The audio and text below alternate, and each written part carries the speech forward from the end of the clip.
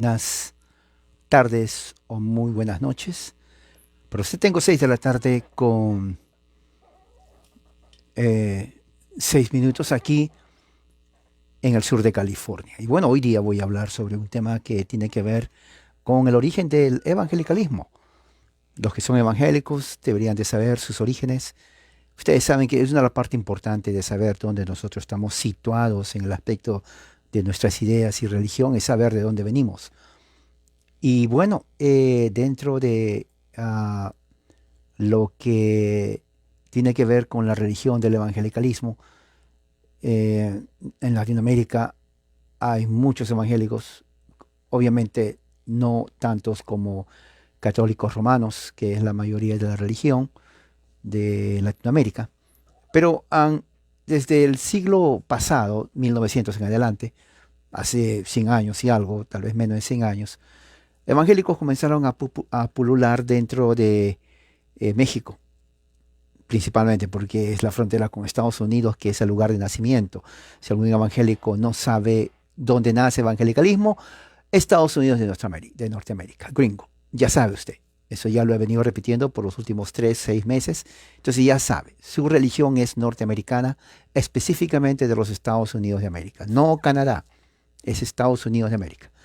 Hoy día lo que vamos a hablar es cómo esto se forma, ¿no? Porque tiene que salir de un lugar, o sea, nada parece uy, como humo, ¿no? Es como el pentecostalismo, 1906, en realidad sale en 1901, prácticamente ya empieza eso aquí en los Estados Unidos, empezando el siglo XX, ¿no? Y eso ya he hablado, están ahí mis videos, usted lo puede ver las veces que quiera, pero también al mismo tiempo ahora vamos a ver qué es evangelicalismo.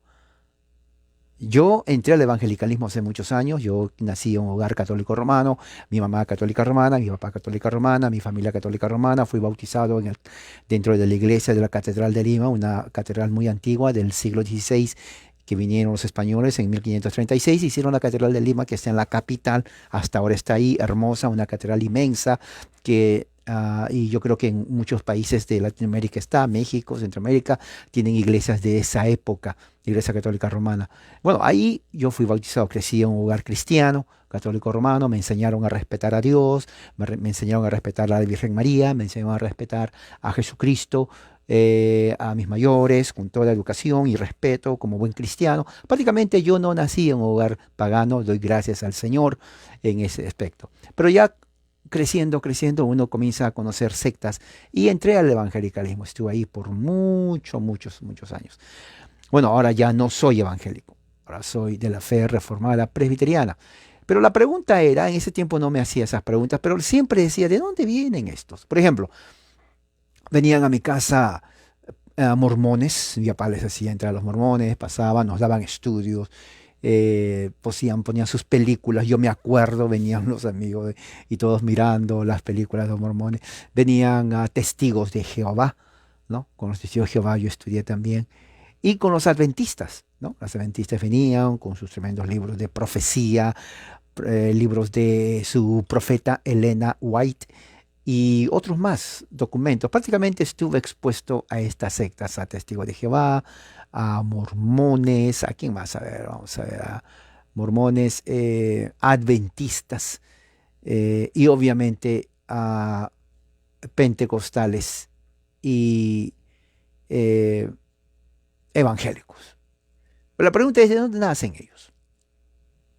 ¿Cómo es eso que vienen aquí y aparecen por aquí? Si nuestra cultura no tiene nada que ver con ellos. Somos católicos romanos por cultura y por religión. Eso no implica que todos lo sean, obviamente, pero eso es nuestra cultura. Eso no se puede negar. Así que lo aceptamos de hecho. Culturalmente es así. Pero entonces, ¿de dónde vienen los demás? Bueno, tuvo que haber habido un momento, una fecha, un lugar. O sea, no aparecieron de la noche a la mañana. Bueno, de eso vamos a hablar. Para entender esto, ahí vamos a tener que viajar a los Estados Unidos a finales del siglo XIX. ¿Ok? Vamos a ir a los Estados Unidos a finales del siglo XIX. Otra cosa muy importante, muchos Generalmente dicen protestantes a los evangélicos. Evangelicalismo y pentecostales no son protestantes, no son reformados, para nada absolutamente. No hay una relación. Si hay, casi no hay, y les voy a explicar por qué. Okay. Evangelicalismo y pentecostalismo son religiones gringas, estadounidenses. Eso nunca se olvide. Escríbalo. Y lo voy a repetir porque a veces como que la verdad duele para muchos. Pero no tiene que doler la verdad. No. Ya estamos engañados por políticos, ¿no? Ya estamos engañados por mucha gente para en religión ser engañados. Entonces, evangelicalismo, pentecostalismo nace en los Estados Unidos de América. Eso, de hecho, ya lo sabe usted. No viene de otra parte. Entonces, de ahí sale. Entonces, de ese punto de vista tenemos que ver cómo se desarrolla. Vamos a ir a 1925. En 1925 hubo un evento en los Estados Unidos que se llama el juicio Scopes. Se deletrea S-C-O-P-E-S. No se pronuncia la E. Y Scopes, trial, o sea, el juicio. ¿De qué trata digamos, este juicio? Hay que ver, siempre es bueno conocer la historia. ¿Se dan cuenta? Una de las cosas que aquí usted va a aprender conmigo es historia, mucha historia. Porque esto es justamente lo que es el concepto, ¿no? De lo que tiene que ver con el contexto que vamos a hablar. A ver, ¿dónde está? Aquí está. Muy bien, aquí tengo. Voy a leer así brevemente para que sepan de qué estoy hablando. 1925. ¿Qué año estamos? 2022. Hace 97 años. Justamente hace 97 años. El juicio de Scopes también se conoce como el juicio del mono Scopes. ¿Okay? Fue en el año 1925. Se llevó a corte a un profesor de ciencia llamado Scopes, ese es su apellido, Scopes, por enseñar la evolución en una escuela pública en el estado de Tennessee, ¿no? El cual se había hecho ilegal enseñar la evolución. Entonces, en el juicio estuvieron dos oradores muy principales. Uno de ellos era William Jennings Bryan y Clarence Darrow. Ellos eran abogados que estaban en contra de que se enseñase la evolución, ¿no? En las escuelas públicas. Entonces fue este juicio una oportunidad para desafiar la constitucionalidad, ¿no? De lo que del Estado, refiriendo de que era ilegal enseñar la evolución, no la doctrina de evolución. Y ustedes saben, la evolución en ese entonces y hasta ahora es en base a lo que escribió Charles Darwin, la teoría de la evolución, ¿no? Se presentaba por Charles Darwin y fue controversial en esa parte del siglo XX. Bueno, entonces los que estaban en contra de la evolución tuvieron éxito en 1925, ¿no? Y la Casa de Representantes determinó que enseñar la evolución es un crimen menor. Así lo llamaron. Y pasaron un acta, el acta Butler, ¿no? En donde era prohibido, ilegal enseñar la evolución, ¿no? Y bueno, ¿qué más? Bueno, entonces todo eso lo que trajo consigo es que fue muy famoso el juicio, fue en mayo 9 de 1925, ¿no? Y estaban a favor y en contra. Se hizo una gran campaña en contra de la evolución, en donde los que estaban en contra de la evolución decían de que Dios creó la vida, el mundo, de acuerdo como dice el libro de Génesis, ¿no? O sea, fue un juicio muy, muy, muy, muy largo. Bueno, hoy en día ya cambió, ya no se sigue lo que pasó hace 100 años prácticamente, Pero eso marca el origen, diríamos, de todo el aspecto, porque es 1925. Se dan cuenta, ya la sociedad, ya es el nuevo siglo, siglo XX. Entonces ya las cosas comenzaron a cambiar. Recuerden que en el siglo XIX empieza la teoría de la evolución con Charles Darwin y también Karl Marx con The Capital, o sea, el marxismo. Todo esto viene a las mejores universidades de Estados Unidos. Para 1925, fíjese, eso fue antes que usted nazca y que yo nazca, su abuelita ya estaba ahí, mi abuelita también, ah, ya entraban a las universidades. Muchos dicen, ¿cómo cambia los Estados Unidos siendo eh, presbiteriana, puritana, mucha religión? ¿Cómo? Estamos en 2022 y hay crimen, LGBTQ, pro abortos, odian a este país, comunistas, marxistas, feministas, anarquistas, todo lo podrido de la sociedad está aquí. ¿Pero por qué? ¿A qué se refiere todo esto? Bueno, esto es parte de eso, porque la evolución comienza a enseñarse en las escuelas públicas. Bueno, en este momento, en ese entonces fue declarado ilegal, pero después comienzan a desafiar hasta que se acepta. Entonces todo esto crea ya, digamos, un contexto político, social y religioso en los Estados Unidos, ¿no? Entonces, ¿qué es lo que sucede? Lo que sucede está en que a partir de ese momento comienza una nueva etapa en los Estados Unidos. Muchas instituciones religiosas se crean, por ejemplo, se crean nuevas denominaciones religiosas, o sea, más sectas. Se crean iglesias locales, se crean agencias de misiones, institutos bíblicos y también casas de publicaciones o editoriales cristianas. Esto es 1925, porque recuerde, todo nace de los Estados Unidos de América. ¿De qué país es usted? ¿De qué país es usted? ¿Cómo? ¿Chile? ¿De dónde viene su país? No viene de los chilenos, ni de los bolivianos. Les aseguro que no viene de los argentinos. Viene aquí de los Estados Unidos. México, ni hablar. México es el vecino de Estados Unidos. Ahí lo primerito que van mormones. ¿Se acuerdan que les digo los mormones? Les gusta la comida del norte de México. Ponen sus colonias polígamas, ¿no? Los testigos de Jehová también van ahí a México. Porque está ahí nomás, aquí está. Estados Unidos, aquí está. México. Ahí está la frontera y cruzan. Rapidito, fácil. Facilito. Así que mexicanos va a encontrar adventistas que se reúnen el sábado, mormones, ¿no? Que tenían varias esposas, ¿qué más? Testigos de Jehová, y también a Bundy y Rosita López van a misioneros de los pentecostales a, a México, Guadalajara, todo eso, y obviamente a los evangélicos. Así es. Eso es así. No vinieron de Jerusalén, de por ahí. No vienen de aquí, de Estados Unidos. Aprendieron español de España y comenzaron ellos a hablar. Y lo mismo va a Centroamérica. O sea, esa es la historia. No es una historia compleja. Nada de eso. Es una historia facilita. Para este tiempo ustedes ya pueden hablar de una forma inteligente con sus vecinos, en su casa, sentados en la mesa, decir la historia del evangelicalismo. Entonces, ¿qué es lo que sucede?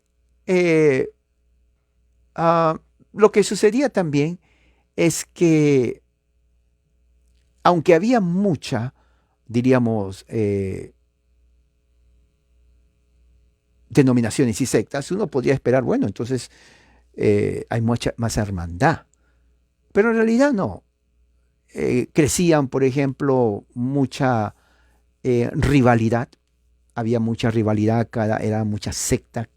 Uno diría se darían la mano, pero no se darían la mano, no se daban la mano. Entonces ellos comenzaron, ¿no?, a tratar de ser más populares. Uno de los medios que en ese momento comenzó a ser explotado es la radio, los medios de comunicación radial.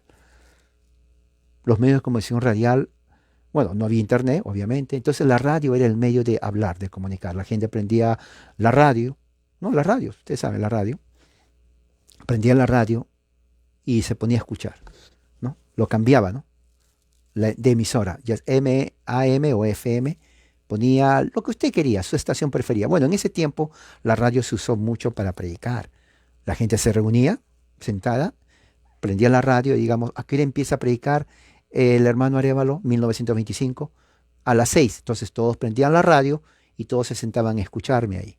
Claro, es figurativo. No quiero que alguien me escuche y diga, oye, el hermano parece que cree que vivió en ese tiempo. No, es algo figurativo, ¿ok? Así que tengo que decir esto, porque siempre hay alguien ahí como que mm, lo toma muy literal la cosa. Entonces, de todas maneras, volvemos al punto. 6 de la tarde prenden y escuchan a su predicador, quien sea que sea. Todos, estaba la mamá, el papá, a veces los vecinos, todos en la radio ahí, sí, escuchaban, escuchando. También escuchaban deportes, no había televisión, venían a ver, y agarrando la pelota por ahí, entonces todo escuchando. Cualquier cosa era por la radio. Noticias, hablaba el presidente, novelas también radiales, ¿no? Se escucha la novela, empieza la novela y todos escuchando y ahí hablando, y la gente se imaginaba. Fíjense, una de las cosas que la radio ayudó mucho en la cultura es expandir la imaginación a medida que uno va escuchando la radio. Hoy en día no, hoy en día, por ejemplo, ustedes me miran a mí. Yo no les miro a ustedes, bueno, aparece en un ladito sus perfiles, pero yo no sé si en este momento usted está, aparece eso, pero de repente está afuera dándole de comer al gatito o al perro, no sé. Yo espero que me esté escuchando bien. Pero ustedes me escuchan a mí. O sea, por ejemplo, si yo me levanto, si me muevo, por ejemplo, así, ustedes ya saben lo que estoy haciendo. Bueno, en la radio era diferente, ¿no? En la radio uno escucha y todos escuchaban y uno se imaginaba, ¿no?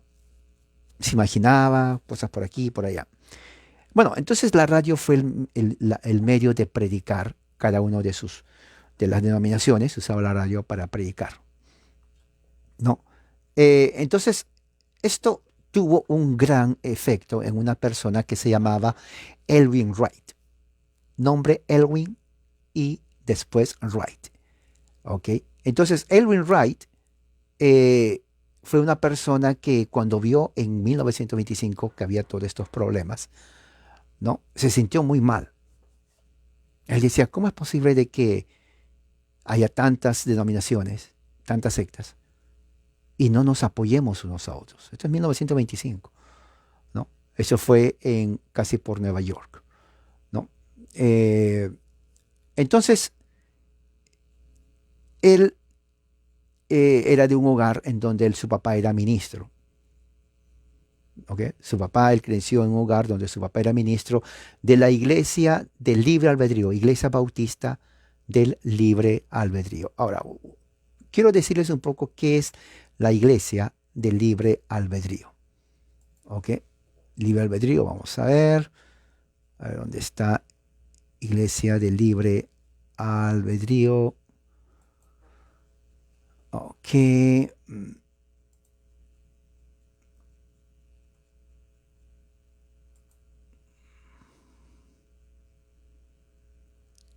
Ok, aquí está. Oh, porque quiero que sepan a qué se refiere. Free Will Baptist. Ok, la Iglesia Bautista del Libre Albedrío. Él era pastor ahí. Vamos a ver. Aquí está. Ok. La Iglesia Bautista del Libre Albedrío está...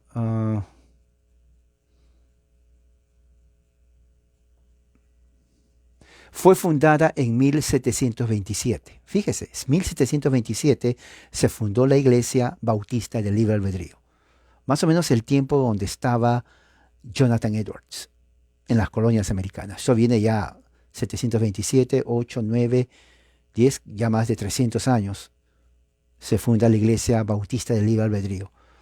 La Iglesia Bautista del Libre Albedrío es fundamentalmente arminiana, dice aquí, ¿no? Y nacen aquí en los Estados Unidos, enseñan bautismo por inmersión. Ellos se oponen al bautismo así por rociamiento, ¿no? Ellos dicen que es la medida, la forma correcta de bautizarse. Es de la libertad, del libre albedrío, porque ellos son eh,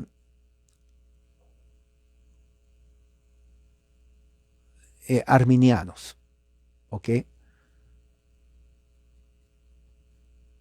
son universalistas, o sea que Jesús murió por todos y ha dado al hombre la libertad de escoger aceptar a Cristo o rechazar a Cristo. ¿Se dan cuenta de dónde ya viene todo esto del evangelicalismo, que ellos enseñan eso? Bueno, aquí. Entonces, el papá de esta persona era justamente de la Iglesia Bautista del Libre Albedrío. Luego, ¿qué pasa? Bueno, después de eso, ¿no? Él deja esta iglesia del Libre Albedrío y se une a otra iglesia, la Iglesia Metodista Libre. ¿Ok? La Iglesia Metodista Libre. Vamos a ver cuándo se inicia la Iglesia Metodista Libre. ¿Se dan cuenta cómo en ese tiempo la gente se cambiaba de religión? ¿No? Y vamos a ver de dónde nace esta Iglesia Metodista Libre en los Estados Unidos. Y dice así, la Iglesia Metodista Libre, ¿no? Es una iglesia del movimiento de santidad. ¿Se acuerdan que les dije que durante el siglo XIX el movimiento de santidad empieza en 1800, todo hasta 1800? ¿Qué es el movimiento de santidad? Son metodistas que siguen las enseñanzas de John Wesley de la entera santificación.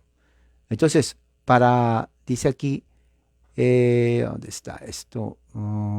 Para 1860, fíjate, 1860, un grupo de la santidad forma la Iglesia Metodista Libre. Los fundadores eran miembros de la Iglesia Metodista Episcopal, ¿no? Que fueron excluidos de su membresía por seguir las doctrinas del metodismo wesleyano. ¿Qué significa doctrina metodismo wesleyano? La entera santificación. ¿Se dan cuenta? Entonces ellos se salen. Bueno, a esta iglesia o esta denominación, que es una secta, entra el papá de la persona que estamos hablando, que se llama Elwin Wright. Su papá de él deja a los bautistas y se mete a la iglesia metodista, el cual él después se sale de los metodistas y forma ya su propia denominación. ¿Se dan cuenta cómo es esto de los evangélicos? Va a una iglesia, se salen de ahí, facilito, porque sí es el evangélico. No le gusta, se va. No le gustó, regresa, y si no regresa, funda. Y en este caso es exactamente esto. Funda su iglesia, que se llama la Asociación de los Segadores de los Primeros Frutos. Así se llama. Asociación de los Segadores de los Primeros Frutos. Y luego él se gradúa del Colegio Nyack, ¿no? ¿Cómo es eso del Colegio Nyack? Bueno, vamos a ver qué es el Colegio Nyack. Ahora, ¿por qué es muy importante que les diga eso? Para que se den cuenta cómo es esto de las Nyack College. Aquí está, eso está en Nueva York. Ok, mira lo que dice aquí. Esto es muy importante que sepa, porque esto a usted le va a ayudar a los amigos evangélicos, ¿no? De Latinoamérica que no conocen su historia, para que sepan por qué hay tanta diversidad, por qué se salen de un lugar, se van al otro, y un montón de cosas. Usted tiene que saber esto, ¿ok? ¿Qué es la escuela Nyack? Muchos no saben, pero tiene que saber. Créame que una vez sabiendo esto, usted ya va a saber con mucho orgullo, ¿no? Bueno, mi iglesia viene de tal parte y un montón de cosas. Muy bien. Bueno, la iglesia Nyack o el seminario dice que fue fundada, mire lo que dice, en el año 1882. O sea, cuando el papá de esta persona que estamos viendo, ¿cómo se llama? Se llama Wright, entra al Instituto Nyack, que es entrenamiento de misioneros. Era un nuevo instituto, 1882, ya faltaba poco para el siglo XX. ¿Quién funda esa iglesia o ese instituto o seminario? Bueno, lo funda el famoso, que se llama aquí, a ver, ¿dónde está? Albert B. Simpson. Su primer nombre, Albert Simpson. ¿Quién es Albert Simpson? Albert Simpson es el fundador. Él fue presbiteriano, pero deja el presbiterianismo. Mire, ¿se dan cuenta? Se sale del presbiterianismo y funda su denominación. ¿Se dan cuenta hasta este punto? Si me están siguiendo, toda esta gente se salen de iglesias, fundan una iglesia, se fundan su denominación. Lo hacen tan fácil. Oiga, tan fácil lo hace. Bueno, esta persona deja el presbiterianismo y funda su iglesia llamada la Alianza Cristiana y Misionera. Esa denominación está en todas partes de Latinoamérica. Yo trabajé con ellos en Lima. Es más, yo estudié en su instituto en Lima, de la Alianza Cristiana y Misionera. Exactamente, predicaba con ellos, íbamos a campamentos, trabajé en la Alianza Cristiana y Misionera, pero no sabía bien su historia. Bueno, el fundador es A.B. Simpson.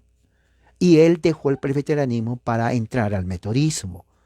Y en el metodismo se hace de la santidad.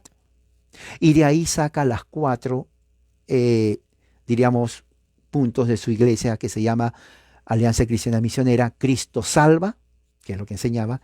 Cristo sana, lo que se llama. Cristo santifica y Cristo vino otra vez. Si usted va a cualquier iglesia, Alianza Cristiana y Misionera, hay en todas partes de Latinoamérica, están en Perú, en Chile, en Argentina, en todas partes. Va a ver que dicen Cristo salva, sana, santifica, viene otra vez. Los cuatro puntos. ¿De dónde viene eso de salva, sana, santifica? De los metodistas de Juan Wesley, de 1740. Entonces, él deja el presbiterianismo y en 1880 funda su iglesia, ¿no? Ahora, muy interesante porque el papá de esta persona que estamos hablando, Wright, entra a estudiar ahí y fue ordenado como pastor. Lo curioso es, una vez que el papá de este Wright se ordena, él mismo le llama a su hijo y le dice, hijo, sí papá, vente para acá. Sí papá, ¿qué quieres que haga? Yo te voy a ordenar. Fíjese cómo el papá le ordena al hijo. ¿Me vas a ordenar de qué, papá? Vas a ser ahora ministro. ¿O tú me vas a ordenar? Sí, porque a mí ya me ordenaron. ¿Y quién te ordenó, papá? Este seminario que tiene hace poquito que lo fundaron. ¿Y quién lo fundó? Los metodistas wesleyanos.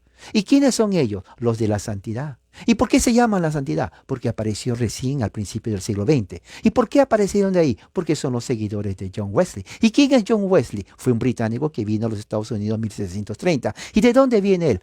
De Gran Bretaña. ¿Y de qué denominación era él? Él era anglicano. ¿Y qué pasó con él? Bueno, lo sacaron porque comenzó a enseñar otra doctrina. ¿Se dan cuenta cómo va todo esto? ¿Se dan cuenta cómo va?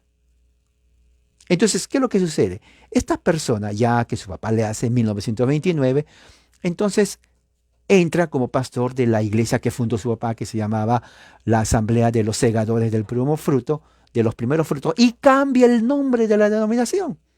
Fíjese, tan facilito. Ya no se llama Segadores de los Primeros Frutos, ahora se llama Comunidad de Nueva Inglaterra, porque está ahí en los Estados, en la parte de los Estados Unidos. Esto fue en 1920 por ahí. Bueno, el ministerio de los primeros frutos, el papá, era pentecostal. Fíjese, porque el movimiento de santidad era un movimiento precursor del movimiento de los apostólicos que fundó Parham en 1901. Para 1920, lo que sale de ahí, recién lo comienzan a llamar pentecostales. O sea, pentecostalismo no es iglesia, es un movimiento que se caracteriza en el bautismo con hablar lenguas. Parham estuvo en desacuerdo que hablar en lenguas era balbuceos, como lo hacen la mayoría. Bla, bla, bla, bla, bla, nadie se entiende nada. Porque Parham decía, son lenguas, pero son lenguas idiomas. Pero no le hicieron caso. Ese es otro punto que ya hablé también ayer. Entonces, ¿qué es lo que sucede? Cuando el papá de Wright funda su denominación, él lo hizo, los primeros frutos, era pentecostal. Entonces, cuando el papá le pone a su hijo a ser ya pastor, el hijo dice, bueno, ahora voy a cambiar el nombre y ya no va a ser pentecostal. Fíjese, el hijo cambia ahora. ¿Se dan cuenta con qué facilidad cambian? Entonces, ¿qué es lo que sucede? Al cambiar lo hace más abierto, como quien dice más ecuménico. O sea, ya no está solamente para los que hablan en lenguas, lo hace más abierto. Y comienza, dice, a traer gente de otras denominaciones. Ya no solamente pentecostales, sino también aquellos que no creían en eso, pero que eran de diferentes grupos. En ese momento no se llamaban evangélicos, se llamaban el nombre de la iglesia que iban. Generalmente eran apostólicos o de la santidad o ya pentecostales. Pero evangélicos no, ¿por qué? Porque evangélico no es iglesia, al igual que en pentecostalismo, evangélico es un movimiento. de personas independientes. Claro, hoy día usted puede ver en las calles iglesia evangélica y ponen ahí, pero en realidad es un movimiento tan diverso que una cree diferente a la otra. Ahora, tenga en mente eso, ¿ok? Entonces, ¿qué es lo que sucede? Que esto no fue el único cambio que hubo. En 1934, mira, ya está avanzando, ya Wright, que ya era pastor, deja esa congregación que fundó, lo abandona, la que él fundó, deja su secta. Mira, para que se dan cuenta cómo es fácil dejar. Y se une a una congregación diferente que se llama la congregación, los congregacionalistas, que son los descendientes de los puritanos del siglo XVII. El problema está en que estos congregacionalistas ya no eran como los puritanos, porque de 1600 a 1900 pasaron como 300 años. Entonces, estos congregacionalistas cambiaron, los principales eran calvinistas, pero estos congregacionalistas eran más como progresistas y también eran arminianos, totalmente diferentes, nada que ver con sus fundadores puritanos. ¿Se dan cuenta cómo tan fácil era para ellos hacer eso? Bueno, entonces él cuando entra al congregacionalismo acepta la profesión de fe de ellos.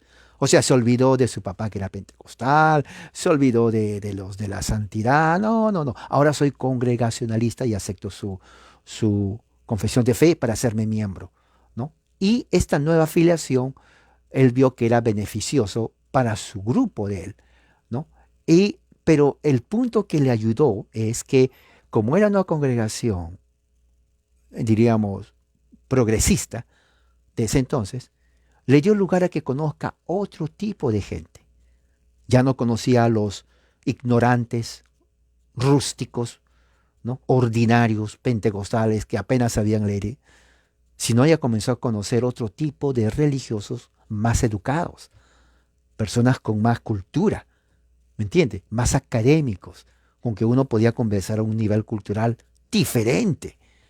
Entonces eso le gustó a Wright, porque dijo, bueno, esto me ayuda a mí, porque le amplió su contacto social. Entonces, en uno de esos él conoce a un gran influyente evangélico. Ya se llamaba evangélico, le voy a decir por qué. Su nombre es Harold John Ockenga, famosísimo el hombre. Harold John Ockenga, ¿quién fue él? Bueno, yo quiero hablar un poquito de él, porque, ¿dónde está? Él nos va a ayudar a entender cómo es esto ¿dónde está? Aquí está, del evangelicalismo y todo. Harold John Ockenga nació en 1905, murió en 1985, ¿se dan cuenta? Ya de este mes. Él fue criado en Chicago de una familia, escuche bien, que era metodista. Entonces se dan cuenta, los metodistas siempre se han caracterizado por ser prácticamente del lado, o mejor dicho, los padrinos del pentecostalismo. Ahora, había metodistas tranquilos, pero había metodistas ya totalmente fuera de onda. Harold Ockenga era el metodista tranquilo, el de la casa donde le enseñaron desde muy pequeño, un hogar muy piadoso, a estudiar. No era de los que salían a gritar, que levitaban en el aire, nada de eso. Él era una persona muy altamente académica y educada, muy leída. Entonces eso le ayudó mucho a Wright. Entonces él atendió la Universidad de Taylor en Indiana, ¿no? Era metodista esa universidad. También entró a la Universidad Reformada Presbiteriana de Princeton, ¿no? Siguió estudios. Él fue parte de todo el equipo académico presbiteriano en New Jersey, ¿no? Y él luego va a la Universidad de Westminster, ¿no? Se graduó de Westminster en 1930 y también fue a la Universidad de Pittsburgh. Ockenga, ¿por qué es importante? Escuche bien. Porque él es el que inicia lo que él llama el nuevo evangelicalismo o neoevangelicalismo. Fíjese, ¿por qué? ¿Cuál es la diferencia con el antiguo? Y aquí dice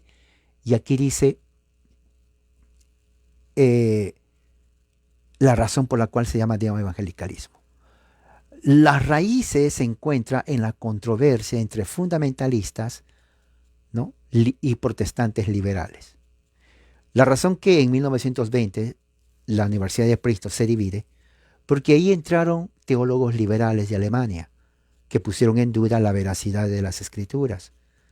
Ellos negaban que Dios inspiró las escrituras, negaban muchas doctrinas del cristianismo.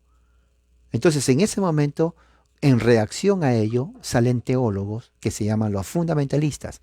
Es más, escriben tomos, se llaman los fundamentales, ¿no? Para contrarrestar teológicamente a esto. El problema está en que este grupo, se llama los fundamentalistas, se cerraron demasiado en la doctrina. Se hicieron muy radicales, excesivamente radicales. Claro, el resto, los liberales, fueron una amenaza y eso afectó hasta ahora en todas las universidades de Estados Unidos, hasta ahora. Por eso que ahora, hablando de 2022, la mayoría de institutos, seminarios protestantes y hasta católicos en Estados Unidos son liberales. Liberales, de verdad. Entonces, ¿qué es lo que sucede?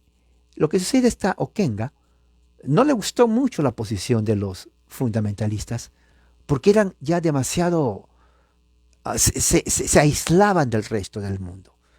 Ellos son los que ponen el énfasis evangélico y de lo que viene a México, Centro y Sudamérica. Por ejemplo, no bailar porque es pecado. No fumar porque es pecado. No tomar porque es pecado. No escuchen esto porque es pecado. O sea, todo era pecado. ¿Se preguntaba usted de dónde viene eso? Bueno, viene de aquí, de los fundamentalistas. Entonces Oquenga dice, no, esto está mal. Sí, tienen razón. Estoy de acuerdo en muchos puntos, pero ya son muy como radicales en eso. Entonces él trata de poner un medio entre los liberales y los extremistas. Y él idea el movimiento llamado neoevangélicos para diferenciarse de los fundamentalistas. ¿Cuándo fue eso? Fue justamente en el año 1930 y algo, casi 1940. Entonces, ¿qué es lo que sucede? En ese año, ¿no? Él comienza a juntarse con otros teólogos muy famosos en ese tiempo, ¿no? Y él ya tenía amistad con Elwin Wright de su iglesia, ¿no? Y ellos decidieron organizar y se pusieron a pensar y dijeron, ¿por qué no hacemos algo? Le dice, ¿qué cosa? Hay tantas sectas habidas y por haber, sí. ¿Por qué no los ponemos? Bueno, juntarlos en uno va a ser imposible porque cada uno hace lo que le da la gana, ¿cierto? Pero pongámoslo algo en una asociación que los represente. Por ejemplo, los bautistas tienen su denominación, los mormones ya estaban aquí, tienen, y los testigos también, los católicos, pero los evangélicos, así lo decía, o los fundamentalistas, están esparcidos. O sea, nadie saca cara por nadie. Si atacan a una iglesia, los demás no lo defienden. ¿Por qué no nos reunimos? A menos hacer algo. ¿Ok? Dice. ¿Qué vamos a hacer? Bueno, hay que fundar una asociación. Oh, está bien. ¿De qué? ¿Cómo la vamos a llamar? Bueno, la asociación tiene que ser nacional. Sí, tiene razón. ¿Y es una asociación de qué? No podían decir pentecostales porque eso sería muy sectario. ¿Por qué tenemos que hacer algo más amplio que involucre a muchos? ¿Pero cómo sería? Bueno, si los fundamentalistas son fundamentalistas y el resto son liberales, pues hay que llamar evangélicos.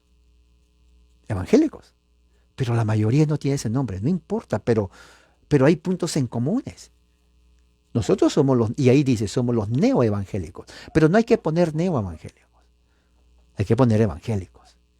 Y ponen el nombre Asociación Nacional Evangélica, que reúne de ese entonces a todas las denominaciones habidas y por haber independientes que estaban por todo Estados Unidos y les dice, no, nosotros les vamos a representar a ustedes nacionalmente. No tienen que estar de acuerdo porque es imposible, pero van a tener una representación.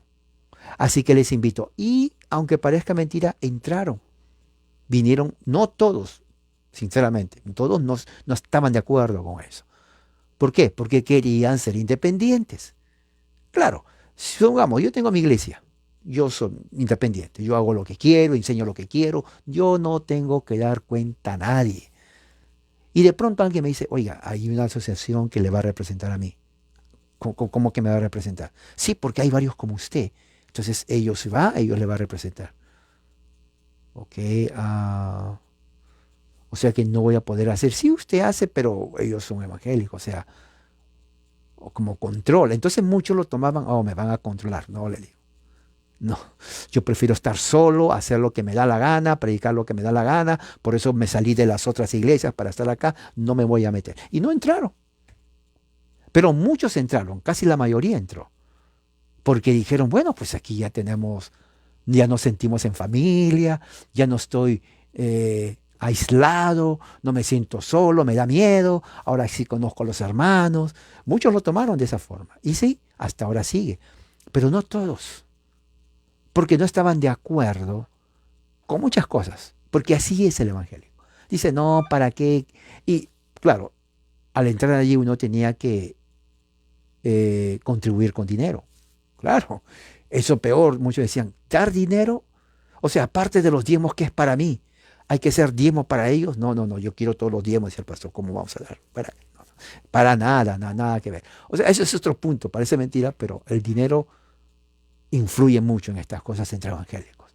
Así que se forma en 1942 lo que se llama la Asociación Nacional de Evangélicos.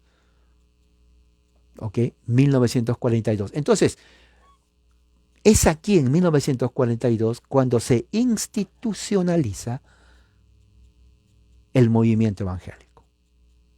Antes no se llamaban así. Antes se llamaban los nombres que le ponían, como por ejemplo, esta persona le cambió, ¿cuántas veces le cambió? 3 veces le cambió su nombre a su iglesia. Y no solamente le cambió, como ellos son los que deciden, les cambió hasta la doctrina. ¿Se acuerda? Recuerda que el Papa era bautista de libre albedrío. Se salió de ahí. Metodista libre. Se salió de ahí. Fundó su denominación pentecostal. Se salió de ahí, fue a otra denominación, seminario metodista, también como pentecostal. Le ordena a su hijo es pastor y le cambia el nombre. Al cambiarle el nombre, le cambia la doctrina. ¿Se dan cuenta? Facilito. No que hay que ser sínodo, que vamos a ver si los obispos están de acuerdo. No, nada de sínodo ni obispo. Yo decido. Yo. Ya no va a ser más esto, papá. Bueno, yo te ordené y tú decides, hijo. Sí, papá, yo no vas a consultar con alguien. ¿Con quién, papá? Si yo hago lo que yo sigo a Cristo, no a hombre. Oh, sí, verdad, perdón, hijo. Usted sigue a Cristo, yo sigo a Cristo, yo no tengo que consultar a nadie, a hombre, no. Yo sigo a Cristo. Pero tanto que siguió a Cristo, que se mete de congregacionalista. O sea, dejó su congregación. Según él sigue a Cristo y no a hombre.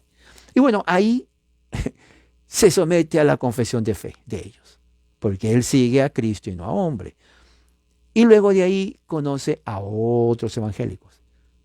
Entonces para ahí dijeron, bueno, pues tantas sectas que hay. Oiga, para 1940 habían sectas habidas y por haber. Entonces, 1942 deciden, somos los neoevangélicos.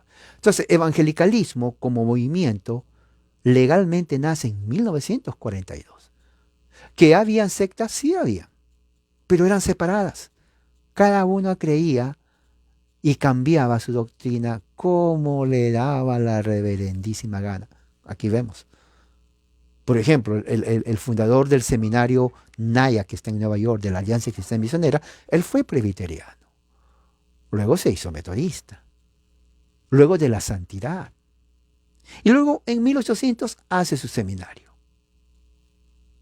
O sea,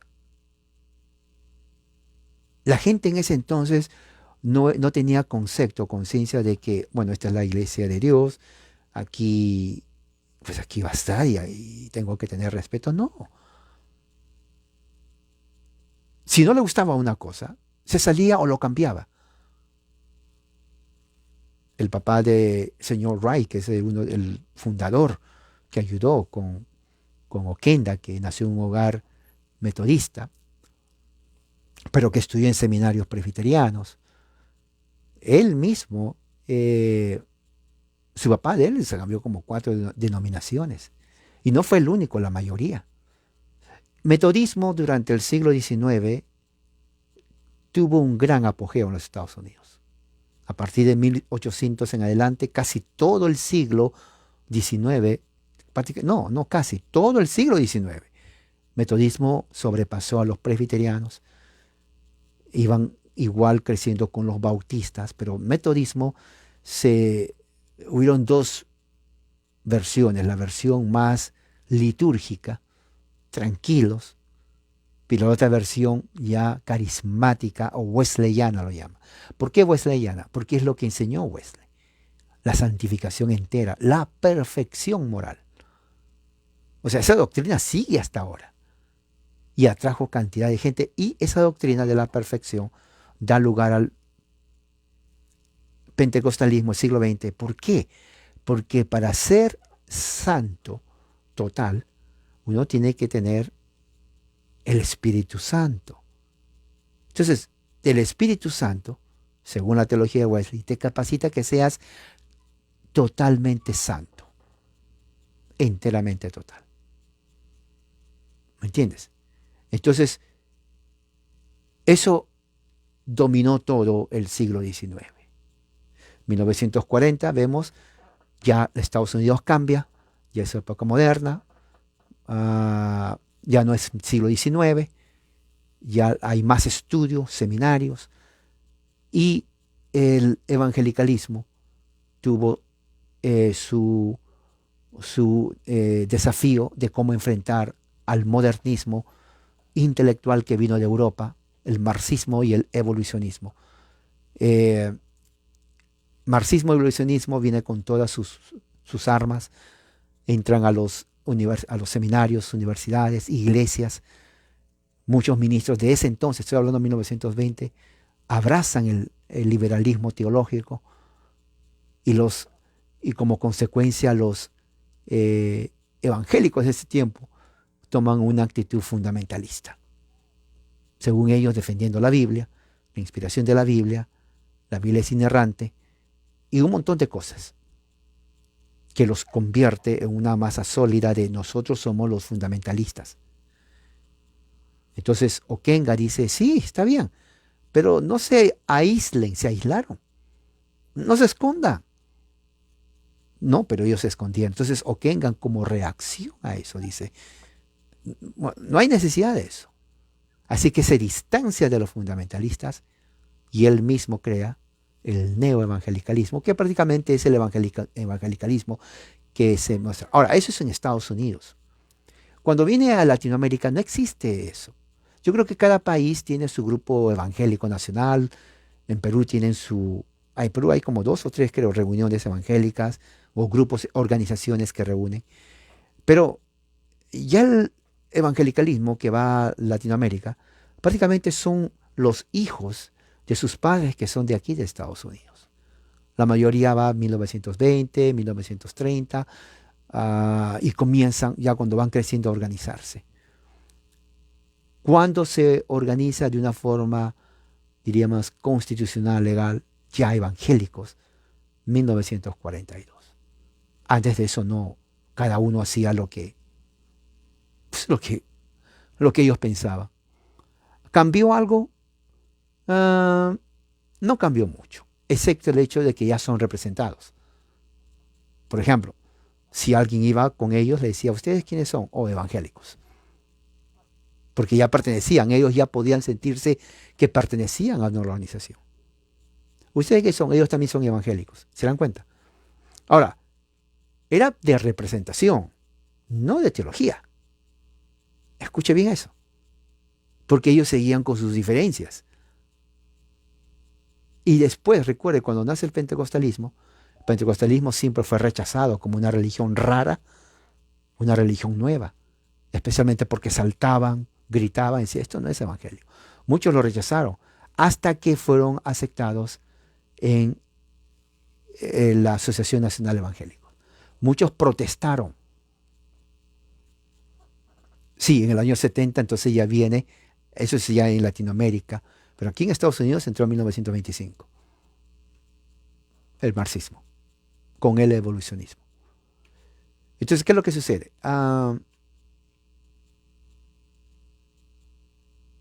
Pentecostales son aceptados dentro del movimiento evangélico como parte ya del gran movimiento evangélico. Entonces, muchos no estuvieron de acuerdo porque lo veían los evangélicos como secta. Pero dijeron, bueno, si lo quieren la mayoría, ya ellos. Pero créame, muchos no lo han aceptado. Entonces ya se crean dos grupos, los grupos evangélicos no pentecostales y los grupos evangélicos pentecostales, diríamos así, ¿no? Dentro. Entonces, si se dan cuenta de esa filosofía de que no me importa la iglesia que tú vayas, como dice un coro, tiene razón, porque no les importó la iglesia de donde vienen, si detrás del Calvario está. O sea, en otras palabras, si crees más o menos lo mismo, ok. Los que no fueron aceptados, obviamente, fueron los unitarios, testigos de Jehová y mormones. Ellos ya eran de antes, ya tenían su propia denominación y obviamente no fueron aceptados. Prácticamente era todo grupo trinitario. Todo grupo trinitario fue aceptado como evangélico. Si querían, o sea, no se obligó, porque muchos hasta ahora no son parte, no creen eso, prefieren estar solos, o sea, independientes, para hacer lo que ellos tengan que hacer. ¿Ok? Entonces, esto es más o menos cómo se institucionaliza el evangelicalismo en Estados Unidos, y eso también da sentido a los evangélicos en el resto del mundo. Y cada lugar tiene su propia organización que representa a los evangélicos de ese lugar. Ahora, aquí en esta organización de Nacional Evangélicos, no solamente eran evangélicos, también entraron metodistas, entraron bautistas, entraron algunos presbiterianos, que eran ya de ese tipo evangélico. Los verdaderos, o diríamos los genuinos de las denominaciones, no entraron ahí, porque lo veían, no, ellos son de ellos, de los evangélicos. Y aparte de eso hubo otra organización, pero no tan grande como ella. Así que ya les di más o menos una idea acerca de cuándo se institucionaliza el evangelicalismo como movimiento. Fue en el año 1942, donde ya tenía una representación jurídica a nivel nacional, ¿no? Bueno, entonces con esto quiero terminar aquí. Y bueno, esto vamos a continuar estudiando más la historia de los movimientos evangélicos del siglo XX. Que la gracia del Señor sea con todos ustedes. Amén.